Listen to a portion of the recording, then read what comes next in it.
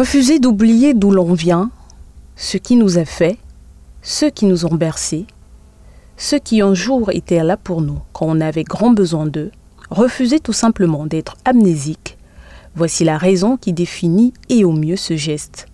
Cette autre action d'hypoénergie, une forme de reconnaissance tout simplement. Car en réalité, ce qui se passe actuellement dans cette maison située ici au quartier d'Eido dans la ville de Douala, capitale économique du Cameroun, n'est en fin de compte qu'un geste d'appréciation.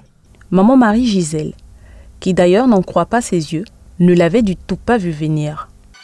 Je remercie aussi l'Éternel qui a donné la force, le courage, la sagesse à mon enfant de me faire ces grandes surprises. Hippolyte est mon fils. J'ai beaucoup d'enfants comme Hippolyte. C'est l'ami de Christian.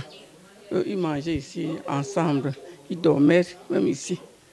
Même maintenant, s'il revient au pays, il est toujours ici dans la maison. C'est mon fils. Pourtant, plus que tout le monde, elle le mérite. Son petit garçon adoptif, bien que parti du quartier et même du pays depuis plusieurs années, n'a pas oublié tout le bien qu'elle lui a fait. C'est un grand jour pour moi. La maladie va m'excuser aujourd'hui. Il n'a pas oublié son assistance, son soutien, son encadrement, les conseils prodigués. Comment aurait-il pu oublier cet amour unique, ces moments extraordinaires?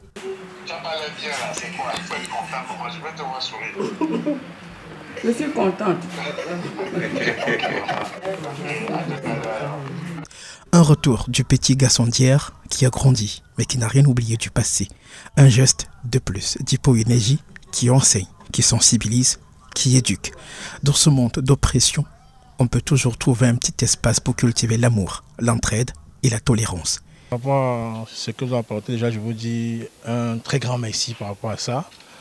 Ce que je pense de mon grand frère, je ne veux pas dire Hippolyte, c'est mon grand frère, ce que je pense de mon grand frère, les personnes sont très bonnes. Et que je suis ce que je suis aujourd'hui parce qu'il m'a, tu sais, il nous a piétiné, il nous a tapé, il nous a grondé, il nous a chauffé, il nous met sur le droit chemin. Disons aussi, tu sais quelque chose. Il nous a brimé, il nous a mis sur le droit chemin. Donc on peut être fier aujourd'hui d'être ce qu'on est parce qu'on est passé sur son courroux.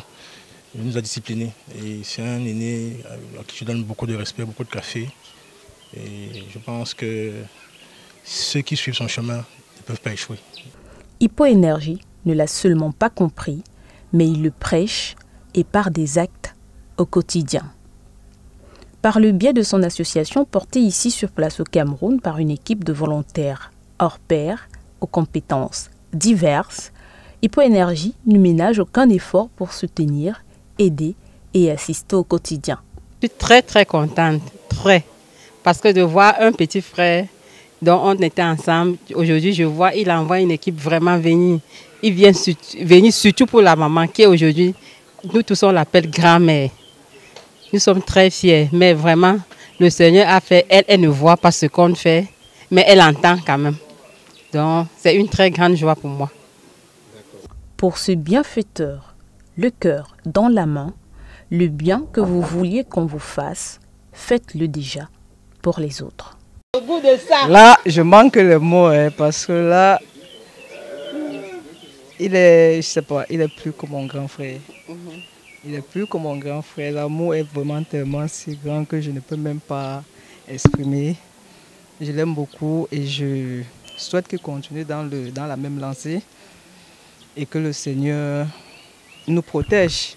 Je souhaite que le Seigneur lui donne longue vie, la force, le courage d'aller toujours en avant. Que le Seigneur le comble de cette grâce, que la Sainte Vierge le couvre dans son manteau. C'est ce que je demande au Seigneur pour lui.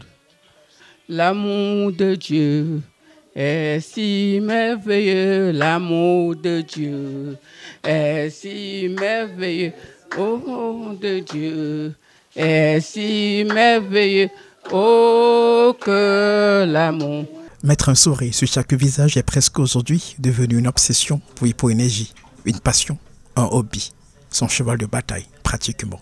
Philanthrope engagé, bienfaiteur, homme au grand cœur, des superlatifs qui qualifient au mieux cet homme qui a fait du combat pour une société juste, une société équitable, qui a fait du combat pour un monde meilleur son affaire personnelle.